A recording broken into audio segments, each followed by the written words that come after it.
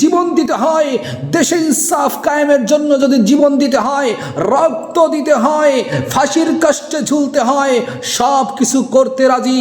বাতিলের সামনে আমরা মাথা নত করতে রাজি নাই।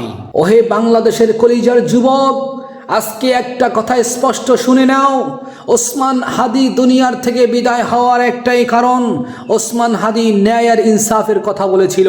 ওসমান হাদি আওয়ামী লীগের দালালি করে নাই, বিএনপির দালালি করে নাই, কোনো দলের দালালি করে নাই। একটা কথাই বলেছিলেন যে আমি ইনসাফ কায়েম করতে চাই, এমন এক রাজনীতি করতে চাই যেই রাজনীতির মাধ্যমে মানুষ ন্যায় নীতি ইনসাফ বুঝে পাবে। হ্যাঁ মুসলমান, ন্যায় নীতি আর ইনসাফের কথা বলে হাদি আজকে দেশের মধ্যে থাকতে পারে নাই। সন্ত্রাস বাহিনী তার উপরে আক্রমণ করে তাকে হত্যা করেছে। হ্যাঁ মুসলমান, আমরা এখানে ক্ষান্ত হব না।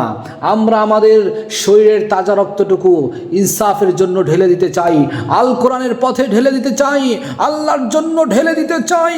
আল্লাহর জন্য যদি জীবন দিতে হয়, দেশে ইনসাফ কায়েমের জন্য যদি জীবন দিতে হয়, রক্ত দিতে হয়, ফাঁসির কাস্টে ঝুলতে হয়, সব কিছু করতে রাজি। বাতিলের সামনে আমরা মাথা নত করতে রাজি নাই।